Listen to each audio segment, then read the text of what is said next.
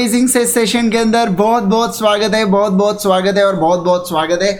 आज से हमारा क्या चालू होने जा रहा है बेटा? आज से हम लोग यहाँ पे चालू करने जा रहे हैं एलएलपी से रिलेटेड। आज हम लोग बात करेंगे सर एलएलपी से रिलेटेड। आज हमारी चर्चा चालू होने जा रही है लिमिटेड लाइबिलिटी पार्टनरशिप एक्ट। सोचा नहीं था पढ़ाएंगे, लेकिन अब पढ़ाना पड़ रहा है।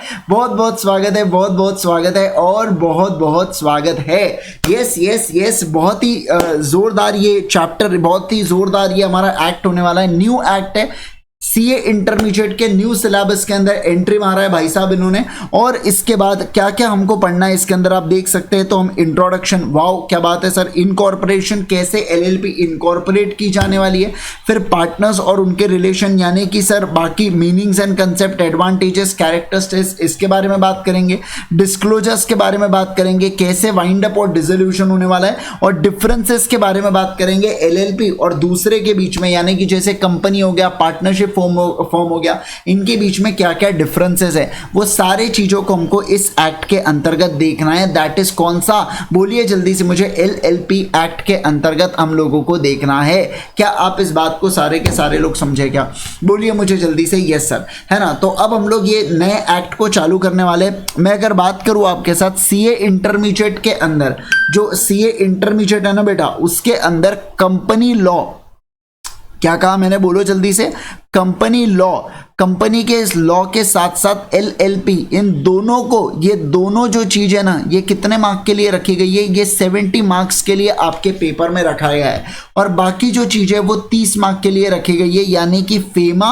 इसके अंदर अगर मैं बात करूं आपके साथ, फिर यहाँ पे आता है कौन सा, वो अपना जनरल क्लॉजेज एक्ट आता है। और इसके अलावा इंटरप्रिटेशन ऑफ स्टैट्यूट्स, ये तीनों चीजें 30 मार्क के लिए एग्जाम के अंदर रखे गए हैं। तो ये जो 70 मार्क है ना बेटा, 70 मार्क के अंदर एलएलपी यहाँ पे आने वाला है। जो आपके इसके अंदर देखो, इससे पहले कंपनी लॉ है ना 60 मार्क का आता था और बाकी चीजें 40 मार्क की। अब हो सकता है कि एलएलपी 10 से 15 नंबर, मुझे जितना लग रहा है 10 से 15 मार्क्स का कंटेंट एलएलपी का होना ही चाहिए। अब अगर फिर से इसका 5 मार्क के लिए दे दिया ना इसका वेटेज, तो समझ जाना बेटा इसका जन्म ही 5 मार्क के लिए बना है। मैं झूठ नहीं कह रहा हूँ आपको, है ना, सही में 5 मार्क के लिए जिसका जन्म बना है, ऐसी वाली बात हो जाएंगी। तो बस दुआ करो कि एलएलपी को इस बार ऐसी कम से कम थोड़ी इज्जत मिल जानी चाहिए करके। ऐसा भी ना हो बेटा उसके साथ कि समझ ही नहीं आ रहा उसको कि यार मैंने क्या जन्म ही 2008 में लिया, तो क्या 5 मार्क के लिए आएगा क्या? ऐसा ना फील करे वो, समझ रहे, है ना। ओके सर, चलिए अब अगर मैं बात करूं सर, तो देखिए इंट्रोडक्शन के बारे में बात करेंगे। तो ministry of law and justice on 9 जनवरी 2009 इन्होंने क्या किया बेटा, नोटिफाई किया एलएलपी एक्ट 2008 को। अब एलएलपी एक्ट 2008 को क्यों बोला जाता है? क्योंकि इसका जो बिल है ना बेटा, ये पास हो गया था 12 दिसंबर 2008 को और प्रेसिडेंट ने इसका अप्रूवल कब दे दिया था? 7 जनवरी को। लेकिन इसको नोटिफाई किया गया कहां पे? भारत के राज्य पत्र में 9 जनवरी को। और 9 जनवरी से वो एप्लीकेबल हो गया क्या? हाँ सर, वो 9 जनवरी से यहाँ पे रोल कॉल में आ गया। अब उसकी एप्लीकेबिलिटी हर एक चीज के अंदर बताई गई है ना, हर एक चीज के अंदर एप्लीकेबिलिटी से रिलेटेड चर्चा हुई है। अब देखो ये एक्ट आपको क्या क्या बताता है। तो सर ये जो एक्ट है ना, ये हमको बताता है formation, regulation of LLP and the matters जो एलएलपी के अंदर आते हैं या इंसिडेंटल डेट हो, तो कैसे एलएलपी फॉर्म या रेगुलेट होंगी। दूसरा, कैसे मैटर्स कनेक्टेड रहेंगे और कैसे इंसिडेंटल मैटर्स से रिलेटेड यहाँ पे बात होने वाली है। अब एलएलपी एक्ट के अंतर्गत टोटल 81 सेक्शंस होते हैं, ठीक है। देखो कंपनीज एक्ट के अंदर 470 सेक्शन है बेटा। टोटल कितने सेक्शन है? 470 सेक्शन है और 7 शेड्यूल्स है। इसके साथ साथ कितने शेड्यूल्स है? 7 शेड्यूल्स है। लेकिन यहाँ पे मतलब मैं किसके बारे में बात कर रहा हूँ? एलएलपी में आपको कितने सेक्शंस देखने मिलेंगे? 81 सेक्शंस आपको देखने मिलेंगे। और उसके साथ साथ कितने शेड्यूल्स यहाँ पे होने वाले हैं? उसके साथ साथ यहाँ पे 4 शेड्यूल्स होने वाले। कितने शेड्यूल्स होने वाले बोलो जल्दी से? 4 शेड्यूल्स इसके अंतर्गत आने वाले। तो 470 सेक्शन के साथ साथ 4 शेड्यूल, 470 सेक्शन के साथ साथ 7 शेड्यूल थे कंपनीज में। लेकिन इसमें 81 प्लस, क्या बोला मैंने, बताइए मुझे जल्दी से। 81 प्लस 4 यहाँ पे आने वाला है, ठीक है। वैसे अब मैं अगर बात करूं ना, तो अब केवल 80 सेक्शन बच चुके, क्योंकि 81st वाला जो सेक्शन है, मतलब 80 सेक्शन नंबर 81 जो है ना, उसको हटा दिया गया है। क्या कर दिया गया? उसको रिपील कर दिया गया है, यानी कि उसको कैंसिल कर दिया गया है, उसको वापस ले लिया गया है, ऐसा मैं यहाँ पे कह सकता हूँ। क्या आप बात को समझे? हाँ सर, हाँ सर, हाँ सर बोलो जल्दी से। यस सर, एकदम बढ़िया तरीके से चीज को समझे हम लोग, है ना। चलो चलेंगे आगे बढ़ेंगे क्या? बोलो बोलो बोलो मुझे जल्दी से। हाँ सर, आ जाएंगे सारे के सारे लोग। एकदम हवाधुन वगैरह चल रही है यार बेटा, क्या हो गया पता नहीं नागपुर के अंदर अचानक से, है ना। चलो अब अगर मैं बात करूं आपके साथ दोस्तों, तो अब ध्यान देंगे, फोकस करो। अब देखिए क्या बोला जा रहा है यहाँ पे। शेड्यूल्स कौन से चीज से रिलेटेड डील करता है उसके बारे में बात करेंगे। कौन सा शेड्यूल कौन से चीजों से रिलेटेड बात करता है। तो मैं अगर बात करूं आप लोगों के साथ, तो सर शेड्यूल्स के बारे में चर्चा करें ना, तो जो हमारा पहला शेड्यूल है, जो हमारा फर्स्ट शेड्यूल है, ये डील करता है किससे रिलेटेड? सर फर्स्ट शेड्यूल यहाँ पे है ना, फर्स्ट शेड्यूल यहाँ पे, एक मिनट होल्ड करना। हाँ, फर्स्ट शेड्यूल जो है बेटा, ये फर्स्ट शेड्यूल डील करता है mutual rights and duties of the partners से रिलेटेड, कि एक पार्टनर जो एलएलपी के अंदर पार्टनर्स है, उनकी राइट्स एंड ड्यूटीज क्या रहने वाली है। और एलएलपी एंड द एलएलपी, देखो rights and duties of partners भी आने वाले हैं यहाँ पे, और पार्टनर्स के साथ साथ एलएलपी भी आने वाले, पार्टनर्स के साथ साथ दोस्तों एलएलपी भी आने वाले, and its partners where there is an absence of the formal agreement amongst them. और क्या बोल के रखा है? और यहाँ पे पार्टनर्स के बीच में अगर फॉर्मल एग्रीमेंट नहीं होता है ना, तो ऐसे केस के अंदर फिर क्या राइट्स एंड ड्यूटीज रहने वाली है, उससे रिलेटेड भी यहाँ पे चर्चा की गई है। क्या? हाँ सर, उससे रिलेटेड भी यहाँ पे बात की गई है। क्या आप बात को समझे क्या, है ना? बोलो जल्दी से मुझे, क्या आप इस बात को सारे के सारे लोग समझ रहे हैं क्या, है ना।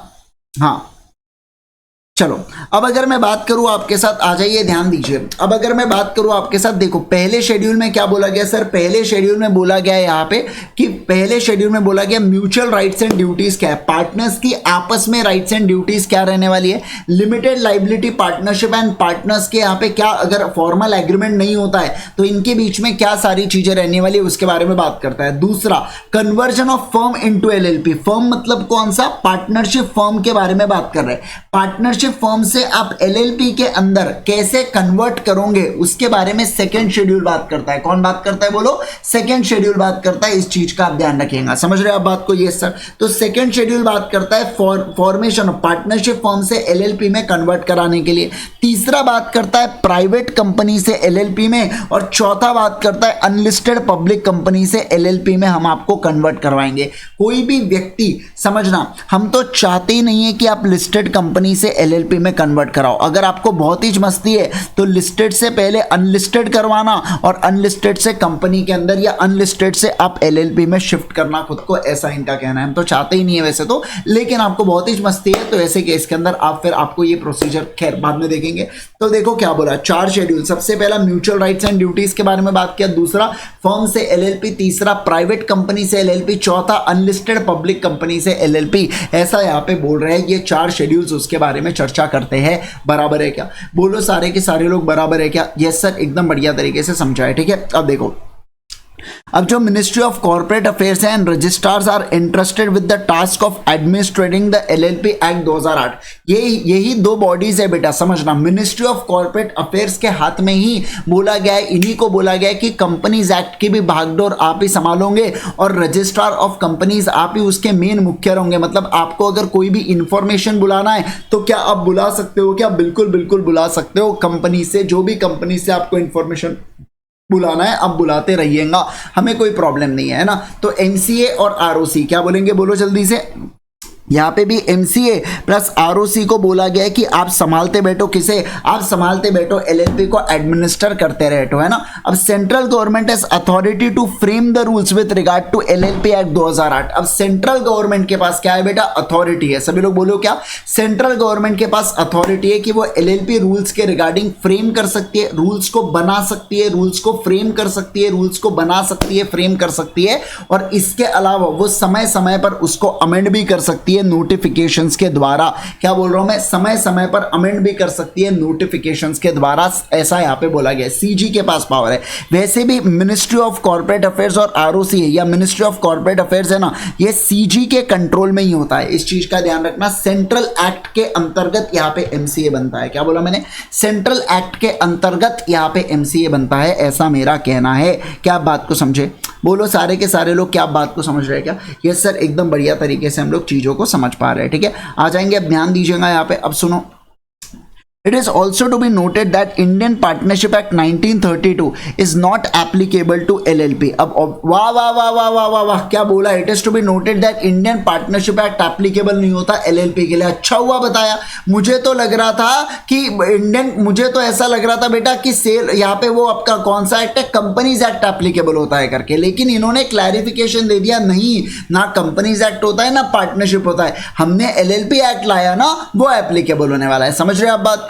तो ऐसे केस के अंदर बस वही वाली एप्लीकेबिलिटी रखें। थैंक यू तो बोलो इनको, इतना जबरदस्त बात कर दिया आपके साथ, है ना। तो ये वाली चीज यहाँ पे बोल दी है इन्होंने, बहुत ही बढ़िया सर, मजा ही आ गया यहाँ पे तो, है ना। चलो तो हम लोग क्या देख रहे हैं सर, हम लोगों ने क्या क्या देखा, बोलो बोलो बोलो जल्दी से सर। हम लोगों ने यहाँ पे क्या क्या देखा सर, हम लोग तो यहाँ पे ये देख रहे हैं कि LLP के अंतर्गत टोटल कितने सेक्शन है, 81 सेक्शन इसके अंतर्गत है सर। इसके अलावा टोटल इसमें है शेड्यूल्स, इसके बाद क्या है शेड्यूल में है वन में है क्या बेटा, राइट्स एंड ऑब्लिगेशन या राइट्स एंड ड्यूटीज के बारे में अपन लोग बात करेंगे।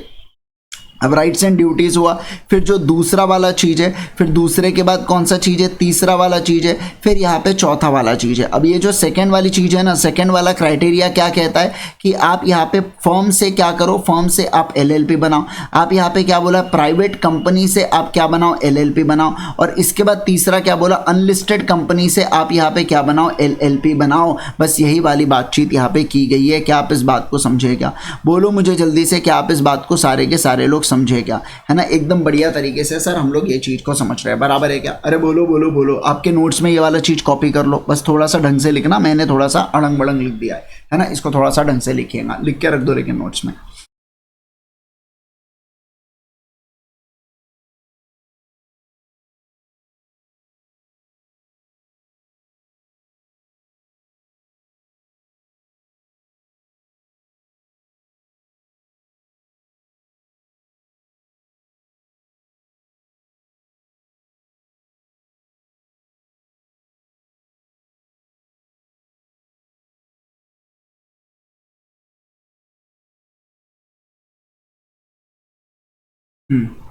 ठीक है, आओ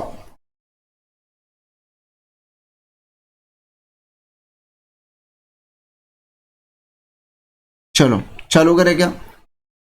देखो अब क्या बोला गया, ये एक्ट कहाँ पे एप्लीकेबल है, to whole of India. Obvious सी बात है, excluding the state of Jammu and Kashmir यहाँ पे आने नहीं वाला है, क्योंकि ऑलरेडी आर्टिकल 370 खत्म हो चुका है। तो ऐसे केस के अंदर जो रोकता था इंडियन के लॉस को वहां पे एप्लीकेबल होने से, हमने उसी को क्या कर दिया है, उसी को काट डाले अपन ने। समझ गए ना बात को? Yes sir. अब देखिए यहाँ पे need for new form of LLP से रिगार्डिंग यहाँ पे बात की गई है।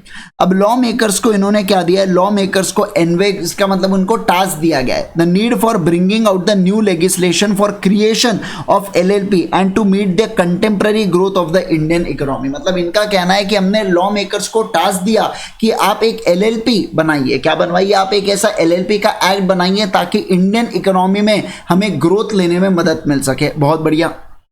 नीड क्यों फेल्ट हुआ, देखो a need has been felt for a new corporate form of that would provide alternative to traditional practices. देखो जो अपने को क्या चाहिए था, अल्टरनेटिव चाहिए था, traditional partnership, unlimited personal liability on one hand and statute based governance structure of the LLP on the other hand. मतलब सर क्या बोला जा रहा है यहाँ पे, इन लोगों का कहना है कि हमको क्या चाहिए था सर, इन लोगों का कहना है हमको है ना अल्टरनेटिव चाहिए था। किससे अल्टरनेटिव चाहिए था, जो अनलिमिटेड लाइबिलिटी है ना बेटा, जो अनलिमिटेड लाइबिलिटी अपने को उससे अल्टरनेटिव चाहिए था। और दूसरा जो स्टैट्यू बेस्ड गवर्नेंस है, क्या कहा मैंने, जो स्टैट्यू बेस्ड गवर्नेंस है अपने को उससे भी छुटकारा चाहिए था। क्या, ये सर अपने को उससे भी छुटकारा चाहिए था। पहला हुआ अनलिमिटेड लाइबिलिटी और दूसरा हुआ statute based governance. Unlimited liability, statute based governance, unlimited liability, statute based governance से रिलेटेड यहाँ पे चीजें बोली जा रही है। समझे आप बात को? Yes sir. अब देखो in order to enable the professional expertise and entrepreneurial initiative and to combine and operate in flexible, innovative and efficient manner, the LLP Act 2008 was enacted। मतलब क्या बोला जा रहा है सर, प्रोफेशनल और सही तरीके से इनिशिएटिव लेने के लिए सर फ्लेक्सिबल, और समझना बात को, ऐसा फ्लेक्सिबल, इनोवेटिव या एफिशिएंट मैनर को इंट्रोड्यूस किया गया। किसको इंट्रोड्यूस किया गया, बोलो, फ्लेक्सिबल, इनोवेटिव और एफिशिएंट मैनर को सर इंट्रोड्यूस किया गया, ऐसा इन लोगों का कहना है। अब देखो क्या, this LLP as a form of business organization is an alternative corporate business. क्या ये एक अल्टरनेटिव कॉर्पोरेट बिजनेस व्हीकल है? It provides benefit of limited liability but also allow the members of flexibility of organizing their internal structure as partnership based. मतलब sir सबसे खास बात क्या है LLP की? खास बात यह है कि इसके अंदर लाइबिलिटी लिमिटेड, मतलब इसमें मैं ऐसा कह सकता हूं क्या सर, इसके अंदर तो फीचर्स है किसके? कंपनी के, और इसके अंदर फीचर्स है पार्टनरशिप के। पार्टनरशिप की फ्लेक्सिबिलिटी और कंपनी के फीचर्स मिलके बनाया गया है। जन्म हुआ है किसका? बताइए, LLP का जन्म हुआ है, बराबर है ना? Yes sir. The LLP forms an entrepreneurs professional and providing services of any kind engaged in the scientific and technical disciplines to form commercially efficient vehicles suited to their requirement. Owing to the flexibility in its structure and operation, the LLP is suitable vehicle for small enterprises and for investment by the venture capital. तो ऐसे case के अंदर LLP सबसे ज्यादा suitable form माना जाता है। अब इसको बढ़िया तरीके से काट दीजिएगा। अब आ जाएंगे यहाँ पे LLP मीनिंग एंड कॉन्सेप्ट के ऊपर आ जाएंगे। पढ़ लिया ना आपने, समझ लिया ना क्या बोल रहा है करके, कौन सा व्हीकल और कौन सी गाड़ी वगैरह हो गया ना आपका। अब आके इसको ये हटा दीजिएगा क्योंकि इंट्रोडक्शन था केवल। अब इसके अंदर हम लोग करेंगे मेन कंसेप्ट से बात, और अब अपना मेन चीजें चालू होने वाली है, मेन स्ट्रक्चर यहाँ पे अपने को चीजें चालू होने वाली है। ठीक है, देखिए यहाँ पे सबसे पहला बात करेंगे मीनिंग ऑफ LLP। क्या है LLP? समझिए बात को, क्या है, कौन है ये सचिन, वैसे क्या है ये LLP? आओ बात करेंगे LLP से रिगार्डिंग। क्या होता है LLP का मतलब? सर लिमिटेड लाइबिलिटी पार्टनरशिप का, है ना? समझिए आप बात को, आ जाओ। LLP क्या है बेटा? LLP एक new form of legal business है। अच्छा, न्यू फॉर्म है विथ लिमिटेड लाइबिलिटी। क्या है बोलो जल्दी से? लिमिटेड लाइबिलिटी, है ना? अब ये एक अल्टरनेटिव कॉर्पोरेट बिजनेस व्हीकल है जो बेनिफिट्स देता है कौन सी चीज का? लिमिटेड लाइबिलिटी का, लो कंप्लायंस कॉस्ट पे, और पार्टनर्स को अलाउ करता है flexibility of organizing their internal structure as traditional partnership. मतलब सर देखो इसके अंदर ना, सुनो, इसके अंदर आपको बेनिफिट मिल रहे हैं लिमिटेड लाइबिलिटी के, जो जैसे पार्टनरशिप के अंदर अनलिमिटेड लाइबिलिटी होती थी वो नहीं, कंपनी के अंदर जैसे लिमिटेड लाइबिलिटी होती है वैसी लिमिटेड लाइबिलिटी का, वो भी कंप्लायंस कॉस्ट कम। देखो कंपनी का कंप्लायंस कॉस्ट ज्यादा होता है, पार्टनरशिप का कम होता है, तो मैं कहूंगा पार्टनरशिप के ये फीचर को चुरा लिया। समझना बात को, है ना? और इसके अलावा पार्टनरशिप का एक और फीचर था, जो कौन सा था बेटा? Flexibility of internal structure. आप अपने हिसाब से इंटरनल आपस में पार्टनर डिसाइड करके एक दूसरे के राइट्स एंड ड्यूटीज को चुन सकते थे। तो ऐसे केस के अंदर वो जो फ्लेक्सिबिलिटी वाला पोर्शन है ना, वो भी चुरा लिया। समझ रहे? किससे? पार्टनरशिप एक्ट से। तो अपन ने बोला लिमिटेड लाइबिलिटी है, दूसरा बोला फ्लेक्सिबिलिटी है, और तीसरा फ्लेक्सिबिलिटी इंटरनल स्ट्रक्चर, और तीसरा लो कंप्लायंस कॉस्ट। तीसरा क्या बोला? बोलो जल्दी से। लो कंप्लायंस कॉस्ट के बारे में हम लोगों ने बात किया है क्या? यस सर, लो कंप्लायंस कॉस्ट के बारे में हम लोगों ने यहाँ पे चर्चा किया है। समझे आप बात को? तो देखो क्या क्या बोला सर, बोला लिमिटेड लाइबिलिटी होना चाहिए, दूसरा लो कंप्लायंस कॉस्ट, पहला क्या बोला? पहला बोला लिमिटेड लाइबिलिटी। क्या बोला? Limited liability. दूसरा क्या बोला? बोलो। दूसरा बोला लो कंप्लायंस कॉस्ट। क्या बोला? बोले सभी लोग, लो कंप्लायंस कॉस्ट। और तीसरा क्या बोलेंगे सर? और तीसरा हम लोगों ने यहाँ पे बोला है, तीसरा हमने बोला है फ्लेक्सिबिलिटी। क्या बोला है? बोलो। फ्लेक्सिबिलिटी के बारे में हम लोग यहाँ पे बात की है। ठीक है, तो ये 3 पॉइंटर्स को हम लोगों ने यहाँ पे चर्चा की है, ये 3 पॉइंट्स के रिगार्डिंग हम लोगों ने यहाँ पे बातचीत की है। क्या आप इस बात को समझे? क्या बोलो जल्दी से मुझे, क्या आप इस बात को सारे के सारे लोग समझे? तो ये तीनों पॉइंटर्स यहाँ पे आ रहे हैं। हाँ सर, ये तीनों पॉइंटर्स यहाँ पे आ रहे हैं। ठीक है, ये तीनों पॉइंट्स हम लोग इसके अंदर कंसिडर करते हुए चलने वाले हैं। चलो देखो, तो हम लोगों ने कहा कि सर बेनिफिट्स होने चाहिए लिमिटेड लाइबिलिटी के, दूसरे लो कंप्लायंस कॉस्ट होना चाहिए, और तीसरा पार्टनर्स को फ्लेक्सिबिलिटी अपन ने दे रखा है। अब LLP एक सेपरेट लीगल स्ट्रक्चर है। समझना बात को, LLP जो है ना, ये एक सेपरेट लीगल स्ट्रक्चर है। LLP क्या है बेटा? एक सेपरेट लीगल स्ट्रक्चर है। While LLP in itself is liable to full extent of its assets and liability of partners will be limited only to the extent of capital contribution. मजा आ गया? जोरदार। सुनो बात को बाबू, सुनना बात को, जो बोला है यहाँ पे एक सेपरेट एंटिटी है, यानी सर इनका कहना है क्या? इन लोगों का कहना है जैसे ये एक LLP है, ठीक है, मान लो ये एक LLP है, तो LLP के केस में इनका कहना है सर, इनका ये कहना है जो असेट है 25 लाख के है, मान लीजिए LLP की लाइबिलिटी 30 लाख की है, तो असेट तो पूरे के पूरे लगेंगे। इसके अलावा जो पार्टनर होंगे ना बेटा, वो पार्टनर का कंट्रीब्यूशन, जैसे कैपिटल होता है पार्टनरशिप में, पार्टनरशिप में कैपिटल होता है ना, वैसे ही यहाँ पे होता है कंट्रीब्यूशन। तो अगर ए ने वादा किया है कि वो कंट्रीब्यूशन 25 लाख रुपए तक देगा, तो मैं मैक्सिमम उससे कितना कंट्रीब्यूशन बुला सकता हूँ? मैक्सिमम मैं 25 लाख रुपए ही बुला सकता हूँ, ऐसा इन लोगों का कहना है। समझ रहे बात को? मैक्सिमम मैं 25 लाख ही बुला पाऊंगा, उससे ज्यादा पैसा मैं नहीं बुला पाऊंगा। अब यहाँ पे मान लो 5 लाख की जरूरत थी, क्या मैं ए से बुला सकता हूँ? हाँ, लेकिन भाई अगर 50 लाख की जरूरत होती, ए मुझे कितना देता? 25 लाख रुपए ही देता, जितना भी उसका। अगर उसने उसमें से पहले कुछ कंट्रीब्यूशन ऑलरेडी दे चुका है, किस्सा खत्म, बस बैलेंस अमाउंट में बुला सकता हूँ। मान लो 5 लाख की जरूरत पड़ रही थी, 25 लाख में से 23 लाख उसने ऑलरेडी दे चुका है, तो मैं मैक्सिमम कितना बुला सकता हूँ? 2 लाख रुपए उससे बुला सकता हूँ, ऐसा मैं यहाँ पे कह रहा हूँ। क्या आप बात को समझे? अरे बोलो ना, जल्दी से बोलेंगे सभी लोग, समझ रहे बात को? यस सर, आ जाएंगे सर। नेक्स्ट वाली चीज के ऊपर ध्यान दो। तो देखो, the LLP is a separate legal entity while LLP itself will be liable to full extent of its asset, the liability of the partners will be limited to the extent of their capital contribution। तो liability capital contribution जितना limited रहने वाला है, ऐसा ये लोग कह रहे हैं। क्या आप बात को समझे? सारे के सारे लोग बोलो मुझे जल्दी से, क्या आप इस बात को समझ रहे हैं? क्या है ना? Yes sir. अब देखो यहाँ पे नेक्स्ट वाली चीज में, LLP as a separate legal entity and business organization is alternative corporate business form that gives the benefit of limited liability of company and flexibility of partnership। मतलब सर इसके अंदर अब ये क्या बार बार फ्लेक्सिबिलिटी कर रहे, समझ नहीं रहा मेरे को। अरे आ गया हमको समझ में, सेपरेट लीगल एंटिटी है, LLP का लिमिटेड लाइबिलिटी का बेनिफिट है, फ्लेक्सिबिलिटी पार्टनरशिप है, हो गया रे, अब बंद करो, है ना? ऐसा मैं नहीं, ऐसा इनको बोलो, ठीक है। उसके बाद देखो, since LLP contains the elements of corporate structure as well as partnership, it is a hybrid between the company and a partnership। तो अगर आपको पूछा why LLP is a hybrid between company and LLP, तो आपको ये पूरी चीजें लिखना पड़ेगा, ठीक है? ये पूरी चीजें आपको लिखना पड़ेगा, और उसके बाद ये आपको कंक्लूजन यहाँ पे डालना पड़ता है। समझ रहे क्या? बोलो ना, समझ रहे या नहीं समझ रहे? समझ रहे कह दो मुझे, समझ रहे कर दो, है ना? चलो आ जाओ, चले आगे, चले नेक्स्ट चीज के ऊपर। देखो सर क्या बोला जा रहा है यहाँ पे, आ जाओ। न्यू फॉर्म, या देखो यहाँ पे क्या बोला जा रहा है, new form of legal business entity with limited liability के बारे में बात करेंगे, ठीक है? New form of legal business entity with limited liability, ये LLP का एक फीचर है। New form of legal business है, अल्टरनेटिव कॉर्पोरेट बिजनेस व्हीकल है बेटा, allows partners with flexibility of organizing their internal structure. अपने आप में क्या फुल एक्सटेंट ऑफ असेट जितना लायबल होता है, लाइबिलिटी ऑफ पार्टनर्स लिमिटेड होती है, कितना? कैपिटल कॉन्ट्रीब्यूशन, जितना उन्होंने कैपिटल में कंट्रीब्यूट किया उतनी ही लाइबिलिटी मानी जाती है पार्टनर्स की, उससे ज्यादा लाइबिलिटी नहीं मानी जाती। बस यही वाली चर्चा यहाँ पे की जा रही है। आ जाओ अब कुछ डेफिनेशंस को देखते हैं, ठीक है? आ जाएंगे सारे के सारे लोग, डेफिनेशंस को हम लोग अब यहाँ पे देखने वाले, ठीक है? चलो आ जाओ, ये आपको ये लिखवा दूं मैं, मीनिंग और कुछ चीजें ऐसा लिखवा दूं आपको, थोड़ा साथ साथ में लिखेंगे नोट्स या बाद में लिखाऊं मैं आपको? आप जैसा बोलो, रिविजन करने में आपको मदद होना चाहिए बस, है ना?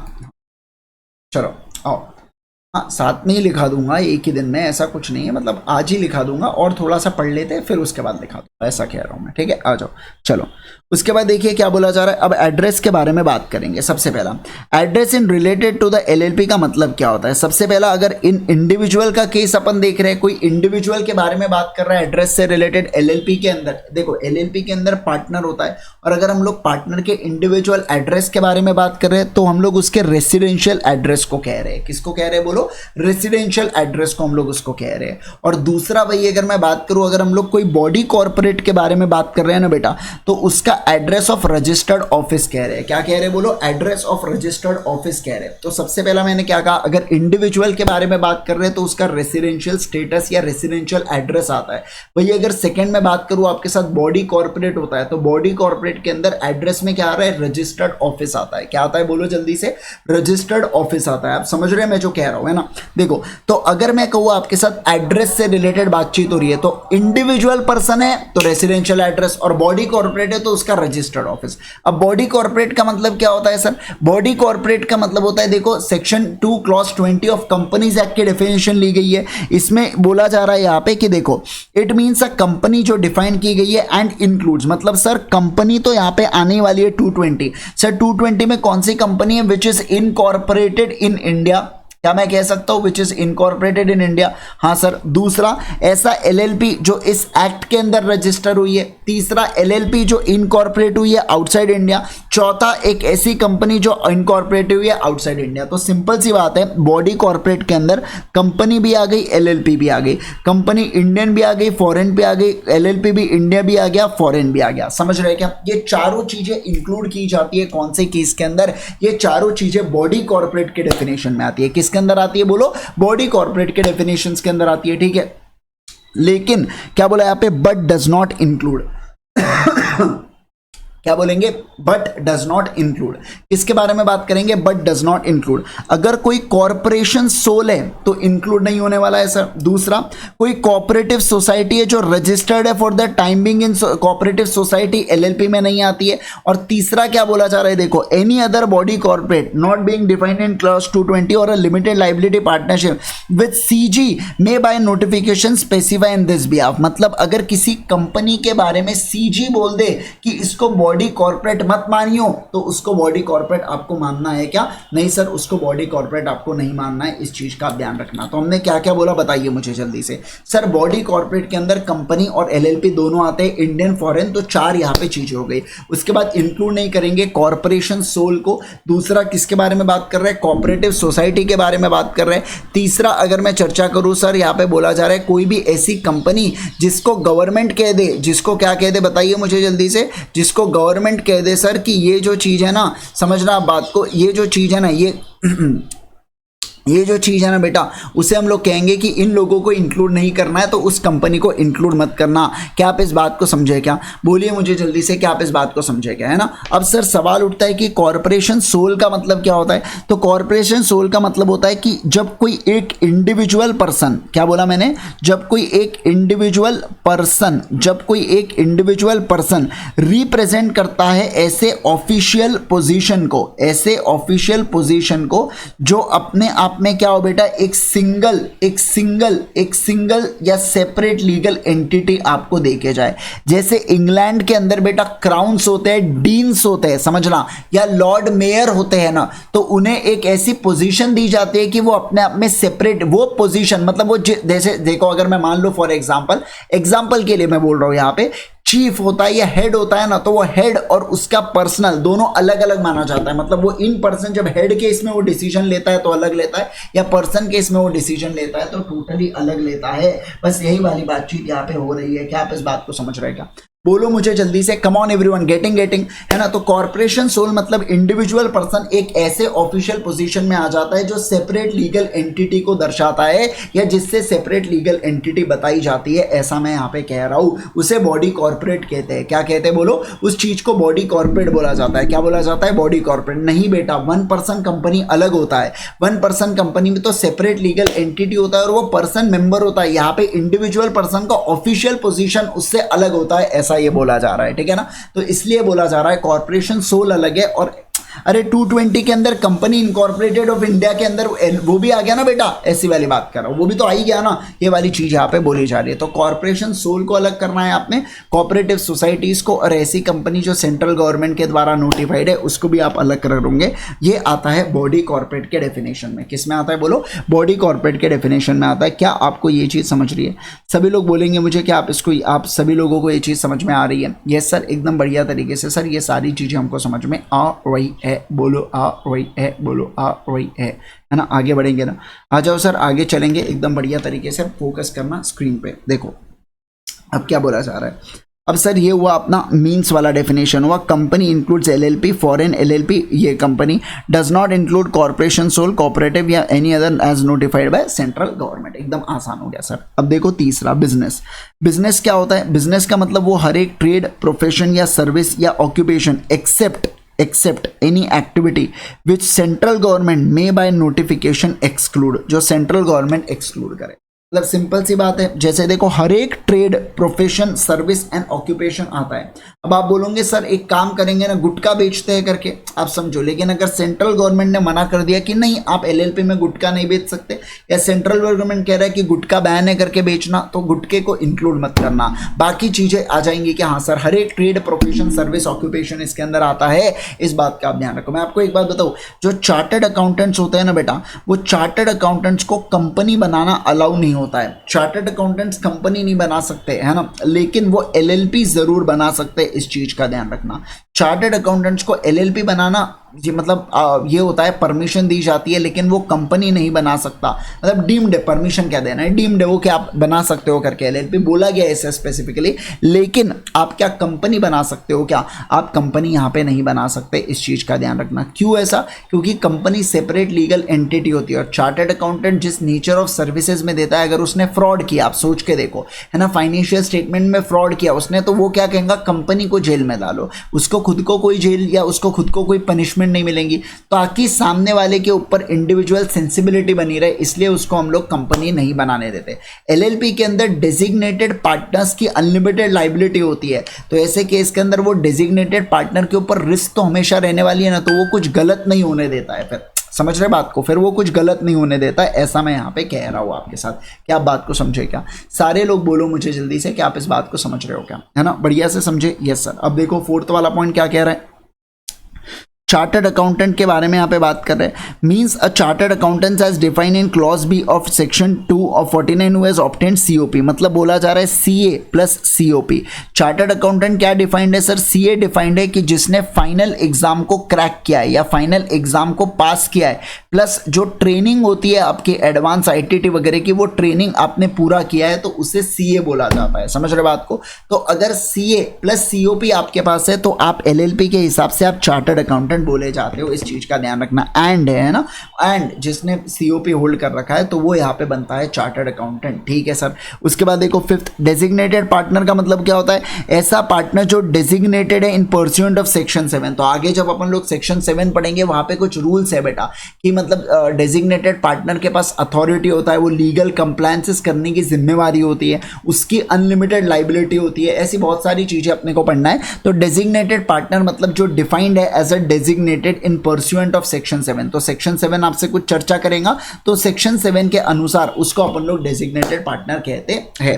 अब एंटिटी का मतलब क्या होता है, एंटिटी का मतलब होता है एनी बॉडी कॉर्पोरेट। क्या होता है, एनी बॉडी कॉर्पोरेट जो and includes the purposes of section 18, 46, 47, 49, 50 या जो भी आगे फॉर्म है बेटा, इंडियन पार्टनरशिप एक्ट की यहाँ पे बात की गई है। तो जिस भी पर्टिकुलर पर्पस या जिस भी पर्पस के लिए यहाँ पे सेट किया जा रहा है ना, उसे अपन लोग क्या कहते हैं, उसे अपन लोग एंटिटी कहते हैं। क्या कहते हैं बोलो, एंटिटी कहते हैं। तो डेजिग्नेटेड पार्टनर हुआ, एंटिटी हुआ, डेजिग्नेटेड पार्टनर हुआ, एंटिटी हुआ, डेजिग्नेटेड पार्टनर हुआ, एंटिटी हुआ। समझे बात को? बोलो जल्दी से मुझे, क्या आप इस बात को समझ रहे हो क्या, है ना? Yes sir. अब देखिए क्या बोला जा रहा है, अब बोला जा रहा है फाइनेंशियल ईयर के बारे में हम लोग बात करेंगे। Financial year in relation to LLP का क्या मतलब होता है सर, 1 अप्रैल से लेके जो 31 मार्च तक चले ना, उसे बोला जाता है यहाँ पे क्या, फाइनेंशियल ईयर। जैसे कि अगर मैं चर्चा करूँ आपके साथ, मान लीजिए अगर कोई एलएलपी है बेटा, है ना, सुनो सुनो सुनो बात को, अगर कोई एलएलपी है, तो इस एलएलपी का यूजुअल क्या होने वाला है, 1/4 से लेके 31 मार्च। अगर ये 2021 में है, तो 2022 तक ये फाइनेंशियल ईयर बोला जाता है, बराबर है। अगर कोई एलएलपी इनकॉर्पोरेट होती है, मान लीजिए जैसे 30 अप्रैल को, तो इसका पहला फाइनेंशियल ईयर क्या रहेगा, 30 अप्रैल से लेके 31 मार्च रहने वाला है। इस बात का ध्यान रखना, 30 अप्रैल से लेके 31 मार्च रहने वाला है। लेकिन समझो, अगर कोई एलएलपी आफ्टर 30 सितंबर आती है, क्या बोला, अगर कोई एलएलपी आफ्टर 30 सितंबर अगर कोई एलएलपी आती है ना, तो ऐसे केस के अंदर इस एलएलपी का फाइनेंशियल ईयर कब तक, पहला फाइनेंशियल ईयर कब तक रहने वाला है, इस एलएलपी का पहला फाइनेंशियल ईयर 31/3/23 में होने वाला है। क्या होने वाला है बोलो, 31/3/23 में होने वाला है। ऐसा मैं यहाँ पे कह रहा हूँ, 31/3/23 में होने वाला है। कब होने वाला है बोलो, 31/3/23 में होने वाला है। ये मैं कहना चाहता हूँ। क्या आप इस बात को समझ रहे हैं क्या? अरे बोलो ना जल्दी से। हाँ सर, मतलब 30 सितंबर के बाद अगर आपने एलएलपी को किया इनकॉर्पोरेट, अगर आपने एलएलपी को किया इनकॉर्पोरेट, तो ऐसे केस के अंदर सर, ऐसे केस के अंदर सर, ऐसे केस के अंदर सर हम लोग कहेंगे यहाँ पे कि फॉलोइंग ईयर का 31 मार्च, क्या कहा मैंने, बोलो, फॉलोइंग ईयर का 31 मार्च, फॉलोइंग ईयर का 31 मार्च, फॉलोइंग ईयर का 31 मार्च, फॉलोइंग ईयर का 31 मार्च आपके लिए क्या बनता है सर, आप लोगों के लिए यहाँ पे एलएलपी, मतलब आप लोगों के लिए चीजें लाके देता है।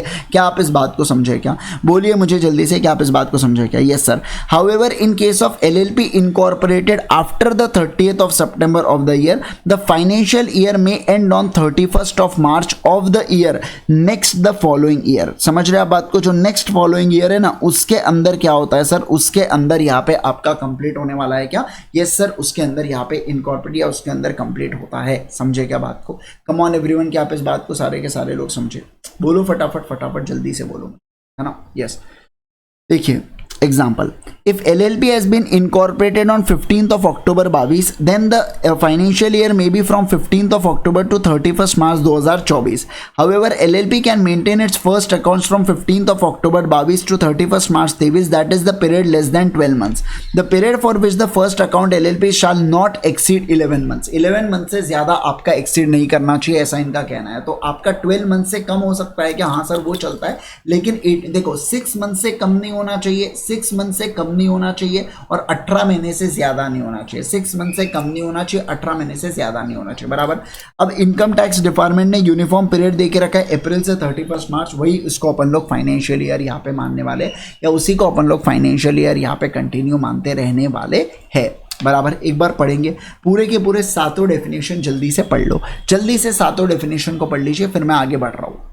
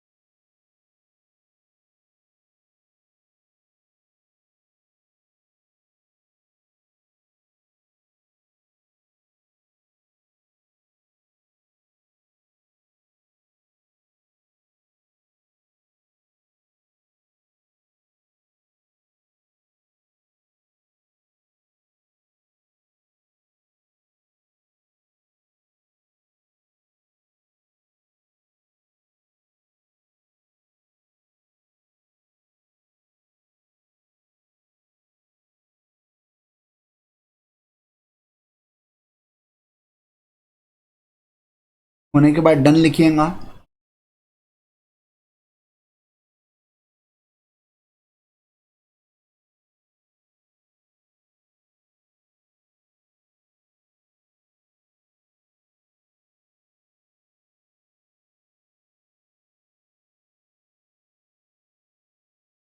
चलो डन है, आ जाइए। अब देखो यहाँ पे, अब क्या बात कर रहे हैं सर, ये हुआ। अब हम लोग बात करेंगे कौन सा, 8th वाले पॉइंट में फॉरेन एलएलपी से रिगार्डिंग बात की जा रही है। अब फॉरेन एलएलपी का मतलब क्या होता है सर? फॉरेन एलएलपी मतलब ऐसी LLP, foreign LLP, foreign LLP, foreign LLP का मतलब होता है सर ऐसी एलएलपी जो इनकॉर्पोरेटेड है, मतलब जो बन रही है कहाँ पे, आउटसाइड इंडिया, जो इनकॉर्पोरेट हुई है आउटसाइड इंडिया, और जिसका प्लेस ऑफ बिजनेस, समझना बात को ध्यान दीजिएगा, है ना, जिसका place of business, place of business कहाँ पे रखा जा रहा है, प्लेस ऑफ बिजनेस इंडिया के अंदर रखा जा रहा है। कहाँ रखा जा रहा है बोलो? इंडिया के अंदर रखा जा रहा है। सर हमने क्या कहा? जो इनकॉर्पोरेट हुई है आउटसाइड इंडिया और जिसका प्लेस ऑफ बिजनेस कहाँ पे है? इंडिया के अंतर्गत है सर, तो उस चीज को क्या बोला जाता है? उस चीज को फॉरेन एलएलपी कहा जाता है। क्या कहा जाता है बोलो? फॉरेन एलएलपी कहा जाता है। तो फॉरेन एलएलपी का मतलब होता है सर ऐसी एलएलपी जो इनकॉर्पोरेट है आउटसाइड इंडिया, ऐसी एलएलपी है जो इनकॉर्पोरेट है आउटसाइड इंडिया और जिसका प्लेस ऑफ बिजनेस कहां पे है? प्लेस ऑफ बिजनेस इंडिया में है। प्लेस ऑफ बिजनेस कहां पे है? प्लेस ऑफ बिजनेस इंडिया में है। उसके बारे में हम लोग यहां पे बातचीत कर रहे हैं। क्या आप इस बात को समझे दोस्तों? बोलो बोलो बोलो मुझे जल्दी से, क्या आप इस बात को सारे के सारे लोग समझ रहे हो? क्या एकदम बढ़िया से समझ रहे हो क्या? यस सर, एकदम फैंटास्टिक तरीके से, है ना। प्लेस ऑफ बिजनेस का मतलब होता है इंडिया में धंधा करना चाहिए। अब ये जरूरी नहीं बेटा प्लेस ऑफ बिजनेस जो है ना वो फिजिकल फॉर्म में ही हो, वो वर्चुअल फॉर्म में भी किया जा सकता है। क्या? हाँ। वो एजेंट के द्वारा भी किया जा सकता है। क्या? हाँ। मतलब मैं कह रहा हूं यहाँ पे जरूरी नहीं है उसने खुद ने ही करना चाहिए और अरे क्या कह रहा मैं, जरूरी नहीं है उसने खुद ने ईच करना चाहिए और दूसरा मतलब खुद ने एजेंट के थ्रू भी कर सकता है और एक्चुअल में फिजिकल फॉर्म में करे, ऐसा कोई जरूरी नहीं है। वर्चुअल फॉर्म में भी वो कर सकता है, कोई टेंशन की बात नहीं है। वो भी फॉरेन एलएलपी के अंतर्गत आता है। फॉरेन एलएलपी जो भी धंधा करे इंडिया के अंदर आप हमारे हो, समझ रहे आप बात को? आप धंधा करो इंडिया के अंदर आप हमारे हो, हम बस यही कहना चाहते हैं और कुछ नहीं। तो ये फॉरेन एलएलपी हो जाता है। चलो अब देखो नेक्स्ट, लिमिटेड लाइबिलिटी पार्टनरशिप का मतलब क्या होता है सर? ऐसा जो partnership formed and registered under the act है। क्या है? Formed and registered under the act को सर क्या बोला जाता है? लिमिटेड लाइबिलिटी पार्टनरशिप बोला जाता है। ऐसा लिमिटेड लाइबिलिटी पार्टनरशिप का मतलब क्या होता है? एलएलपी का मतलब होता है सर ऐसी पार्टनरशिप जो फॉर्म्ड एंड रजिस्टर्ड है इस एक्ट के अंदर। जो क्या है बताइए मुझे? फॉर्म्ड एंड रजिस्टर्ड है इस एक्ट के अंतर्गत, उसके बारे में यहाँ पे बातचीत की जा रही है। फिर देखो यहाँ पे एलएलपी पार्टनरशिप एग्रीमेंट क्या कहता है sir? It means any written agreement. क्या होता है बोलो? Any written agreement between the partners of LLP and between, सुनो बात को, एलएलपी पार्टनरशिप एग्रीमेंट का मतलब होता है कोई भी रिटन एग्रीमेंट। क्या कहा मैंने बताइए जल्दी से? कोई भी रिटन एग्रीमेंट किसके बीच में? पार्टनर्स के बीच में। और किसके बीच में? पार्टनर्स ऑफ एलएलपी और बिटवीन एलएलपी। समझना, पार्टनर्स के बीच में, पार्टनर्स के बीच में या एलएलपी के बीच में जो भी सर डॉक्यूमेंट्स आपने लिख के रखा है ना, जिसके कारण राइट्स एंड ड्यूटीज एस्टैब्लिश होती है। क्या एस्टैब्लिश होती है बोलो? राइट्स एंड ड्यूटीज एस्टैब्लिश होती है पार्टनर्स की इन रिलेशन टू एलएलपी के रिगार्डिंग, तो उस चीज को पार्टनरशिप या एलएलपी एग्रीमेंट बोला जाता है। क्या बोला जाता है बोलो? LLP agreement. एलएलपी एग्रीमेंट क्या कहते हैं? LLP agreement. तो एलएलपी एग्रीमेंट का मतलब क्या होता है सर? एलएलपी एग्रीमेंट मतलब ऐसा रिटर्न एग्रीमेंट। क्या कहा मैंने? ऐसा रिटर्न एग्रीमेंट पार्टनर्स के बीच में और एलएलपी के बीच में। किसमें? पार्टनर्स के बीच में और एलएलपी के बीच में सर, जो राइट्स एंड ड्यूटीज के बारे में बताता है। और राइट्स एंड ड्यूटीज किसके? पार्टनर्स के राइट्स एंड ड्यूटीज के बारे में बताता है टुवर्ड्स किसके? एलएलपी के टुवर्ड्स, उसके बारे में यहां पे बातचीत की जा रही है। समझे आप बात को? कम ऑन एवरीवन, सारे के सारे बोलेंगे ये डेफिनेशन को पढ़ो जल्दी से, ये डेफिनेशन को पढ़ो।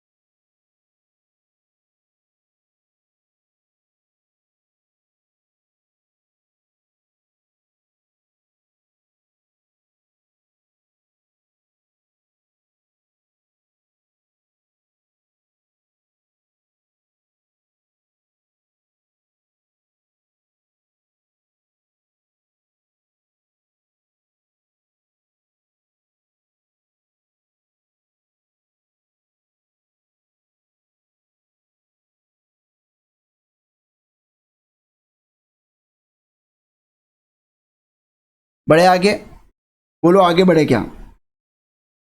चलो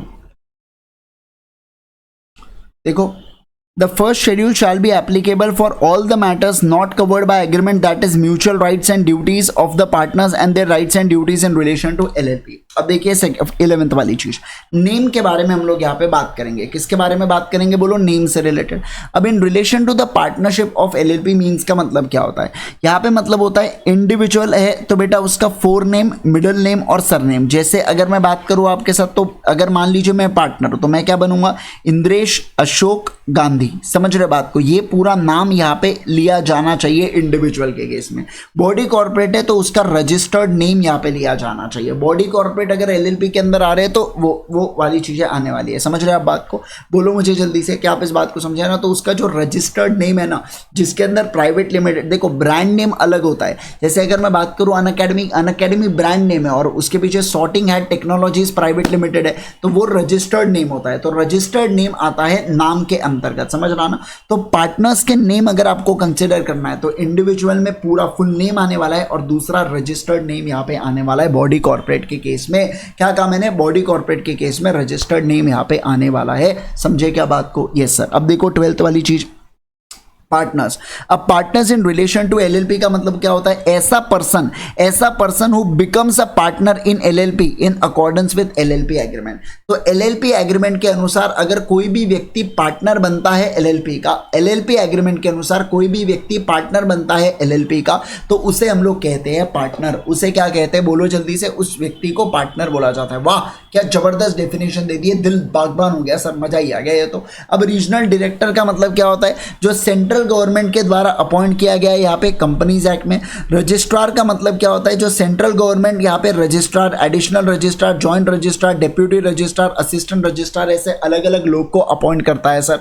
देखो क्या ऐसा होता है कि अगर मैं बात करूं ना, मान लो महाराष्ट्र, और जैसे महाराष्ट्र के अंदर दो आरओसीज है, दो रजिस्ट्रार ऑफ कंपनीज है, फिर उनके ऊपर जो होता है ना, मतलब 4-5 रजिस्ट्रार को मिलके उनका एक बॉस होता है जिसे रीजनल रजिस्ट्रार या रीजनल डायरेक्टर बोला जाता है। क्या बोला जाता है बोलो? रीजनल डायरेक्टर हम लोग इसको नाम देते हैं। और रीजनल डायरेक्टर होता है सारे रजिस्ट्रार्स के, मतलब सारे नहीं, मतलब ऐसे अलग शॉर्ट रजिस्ट्रार के ग्रुप बना के उनके जो ये होते हैं ना, और ये जो रीजनल डायरेक्टर होते हैं, ये जो आरडी होते हैं, ये रिपोर्ट करते हैं सीधा मिनिस्ट्री ऑफ कॉर्पोरेट अफेयर्स को, सीधा मिनिस्ट्री को रिपोर्ट करते हैं। समझ रहे क्या जो मैं कह रहा हूँ? अरे बोलो जल्दी से, आप समझ रहे कैसा मैं ग्रुपिंग दे रहा हूँ यहाँ पे?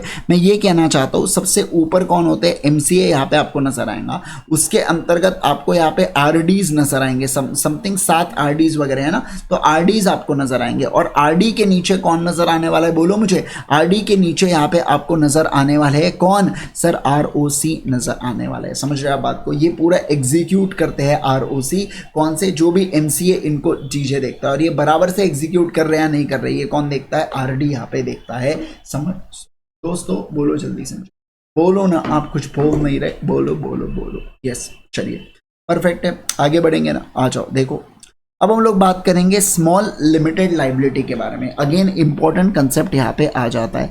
स्मॉल एलएलपी के बारे में हम लोग यहाँ पे पढ़ेंगे। किसके बारे में? स्मॉल एलएलपी के बारे में सर हम लोगों को पढ़ना है। सभी लोग फोकस करना, स्मॉल एलएलपी को हम लोग पढ़ेंगे। स्मॉल एलएलपी का क्या मतलब होता है सर? स्मॉल एलएलपी का मतलब होता है ऐसा एलएलपी जिसका कॉन्ट्रीब्यूशन एक्सीड नहीं करता है 25 लाख रुपए से। क्या बोला मैंने? जिसका कंट्रीब्यूशन एक्सीड नहीं करता है 25 लाख रुपए से, वो वाली चीज। दूसरा, जिसका टर्नओवर, क्या कहा मैंने? जिसका टर्नओवर पिछले फाइनेंशियल ईयर में डज नॉट एक्सीड कितना? एक्सीड नहीं करता है 40 लाख रुपए से, है ना। और अगर ये 40 लाख रुपए की लिमिट अगर हमने बढ़ाई भी ना बेटा, कल चल के रूल्स में अगर हम लोग बढ़ाए भी ना, तो हम लोग समझना बात को, हम लोग कितने से नहीं बढ़ाएंगे? हम लोग 50 करोड़ से ऊपर नहीं बढ़ाएंगे, ऐसा कह रहा हूं मैं। 50 करोड़ से ऊपर नहीं बढ़ाएंगे। और ये 25 लाख की लिमिट कल चल के हमने बढ़ाई भी ना, हम 5 करोड़ के ऊपर नहीं बनाएंगे। सर अगर 5 करोड़ और 50 करोड़ के ऊपर बढ़ाना है तो आपको दोनों हाउसेस की परमिशन लेना पड़ेगा, और उसके बाद आप बढ़ा पाओगे, तब तक आप नहीं बढ़ा पाओगे। समझ रहे बात को जो मैं कह रहा हूं? बोलो जल्दी से मुझे, है ना। तो देखो 25 लाख और 40 लाख वैसे लिमिट है, लेकिन बोल रहे हैं कि 25 लाख को अगर हमको बढ़ाने की इच्छा हुई तो हम कभी भी सुबह इच्छा हो गई या चाय पीते पीते, समझना, आप बात को ध्यान रखना, है ना। मैं अगर बताऊं यहाँ पे चाय पीते पीते हमारी इच्छा हो गई तो एक काम कर लेते हैं ना सर, एक काम कर लेते हैं, लिमिट को बढ़ा डालते हैं। सर दूसरी वाली चीज मैं क्या कह रहा हूं यहाँ पे? दूसरा मैं ये कहना चाहता हूं कि, अरे बोलो ना जल्दी से, दूसरा मैं ये कहना चाहता हूं अगर 40 लाख की लिमिट है, यहाँ पे 40 लाख की लिमिट है, इच्छा हो गई सैंडविच खाते खाते 1 करोड़ करना है कर दो, लेकिन इच्छा हो गई सैंडविच खाना खाते खाते 55 करोड़ की करना चाहता हूं, नहीं कर पाओगे। दोनों हाउसेस की परमिशन लगेंगे और उसके बाद आप कर पाओगे, तब तक क्या आप कर पाएंगे कि नहीं कर सके। समझे आप बात को, नहीं कर सके। तीसरा सुनो, नहीं नहीं अभी और सुनो, तीसरा सुनो क्या, which meets the other requirement as may be prescribe and fulfil such terms and condition. जो भी यहाँ पे प्रिस्क्राइब किया गया है ना, वो सारे टर्म्स एंड कंडीशन से रिगार्डिंग यहाँ पे बात की जा रही है। क्या बोला यहाँ पे, विच मीट्स द अदर रिक्वायरमेंट, जो भी अदर रिक्वायरमेंट प्रिस्क्राइब्ड है वो अदर रिक्वायरमेंट्स के रिगार्डिंग यहाँ पे चीजें कर सकते हैं क्या। हाँ सर बिल्कुल बिल्कुल चीजें यहाँ पे कर सकते हैं। क्या आप इस बात को समझे, बोलो बोलो बोलो बोलो, कुछ तो बोलो। हाँ सर समझ रहे हैं करके बात को एकदम बढ़िया से हम लोग समझ रहे हैं, ठीक है। चलिए आइए आ जाओ।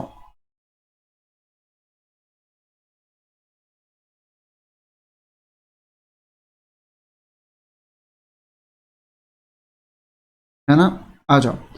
चलो चलो, चले क्या, आगे बढ़े क्या, बोलो जल्दी से मुझे, बोलो जल्दी से मुझे, आगे बढ़े क्या यहाँ पे। यस सर एकदम बढ़िया तरीके से आगे बढ़ते हैं, आ जाओ आ जाओ आ जाओ दोस्तों। चलो एकदम बढ़िया तरीके से देखेंगे, है ना। चलो चलो सारे के सारे लोग अच्छे से ध्यान दीजिएगा यहाँ पे जो मैं बोल रहा हूँ, समझ गए बात को। बोलो बोलो बोलो ना मुझे, हाँ सर एकदम बढ़िया तरीके से आ जाओ, देखेंगे और बढ़िया चीजें देखें। तो हमने क्या देखा सर, कंट्रीब्यूशन देगा। हमने क्या देखा सर, कंट्रीब्यूशन देगा। हमने क्या देखा, कंट्रीब्यूशन देगा। 25 लाख से ऊपर नहीं जाना चाहिए, 40 लाख से ऊपर नहीं जाना चाहिए, 25 लाख से ऊपर नहीं, 40 लाख से ऊपर नहीं, 25 लाख से ऊपर नहीं, 40 लाख से ऊपर नहीं, ऐसा हम लोगों ने चीजें देखे, है ना। अब ये स्मॉल एलएलपी के रिगार्डिंग यहाँ पे बातचीत की गई, अच्छे से पढ़ लो इस चीज को। अच्छा, टर्नओवर किसके हिसाब से, statement of account and solvency in immediately preceding financial year, यानी पीएनएल और बैलेंस शीट के हिसाब से यहाँ पे बातचीत कर रहे हैं। समझ गए क्या बात को, बोलो मुझे जल्दी से। हाँ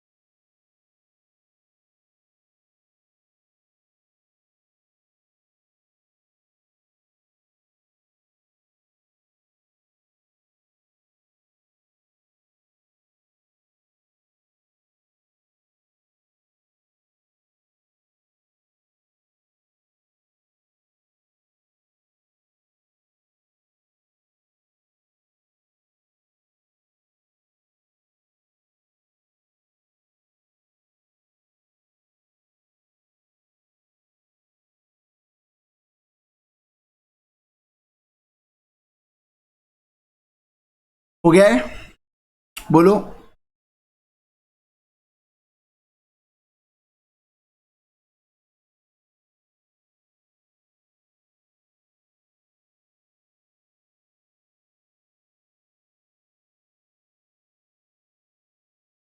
आओ ध्यान दो, सुनो, ठीक है आ जाओ ध्यान देंगे। ये पढ़ लो, ये पढ़ लो, डब्बा बनाया हुआ है इन्होंने, बढ़िया डब्बा है। ट्रिब्यूनल का मतलब क्या होता है, एनसीएलटी। क्या होता है एनसीएलटी का मतलब, जैसे देखो यार, इंडिविजुअल है बेटा, तो इंडिविजुअल को कहाँ पे जाना है, कोर्ट के लिए। अगर इंडिविजुअल को कहीं जाना होता है ना, तो डिस्ट्रिक्ट कोर्ट जाता है वो, फिर उसके बाद वो हाई कोर्ट जाता है, फिर वो सुप्रीम कोर्ट जाता है। लेकिन एक कंपनी को कोर्ट में जाना है तो वो कहाँ पे जाने वाला है सर, वो एनसीएलटी के पास जाता है। कहाँ पे जाता है बोलो, एनसीएलटी। इसको प्यार से ट्राइब्यूनल भी कहते हैं। क्या कहते हैं बोलो, प्यार से इसको ट्राइब्यूनल भी कहते हैं, इस चीज का ध्यान रखना। अब applicability of companies act, words and expression used and not defined in this act but defined in companies act 2013 shall have the meaning respectively assign to them in the act. अब non applicability of Indian partnership act 1932 save as otherwise provided the provisions of Indian partnership act shall not apply to LLP. क्या अपन लोग LLP पे apply करते हैं क्या, Indian partnership act के provision नहीं करते सर, ये वाली चीज तो अपन ने देखा ही था, है ना। ये वाली चीज तो अपन ने देखा ही था, देखा ही। इतना फास्ट जा रहा है, मेरे हिसाब से तो फास्ट नहीं जा रहा है, नॉर्मल जा रहे हैं बेटा। इससे क्या और स्लो जाएंगे, मतलब नॉर्मल टॉपिक्स है ना, ऐसा कोई भारी भरकम टॉपिक्स थोड़ी है कि एकदम समझ ही नहीं आ रहा है।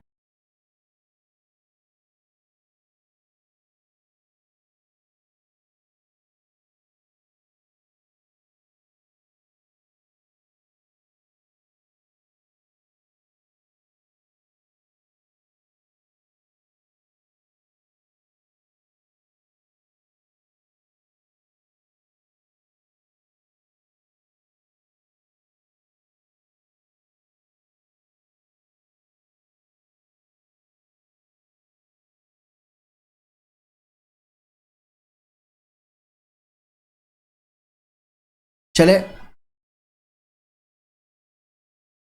चलना है क्या बोलो, या कैरेक्टरिस्टिक्स ऑफ एलएलपी कल से भी पढ़ सकते हैं हम लोग। कैरेक्टरिस्टिक्स ऑफ एलएलपी कल से कंटिन्यू करेंगे, एक काम करते हैं, कैरेक्टरिस्टिक्स ऑफ एलएलपी जो है ना, ये हम लोग कल से कंटिन्यू करेंगे, समझ गए क्या?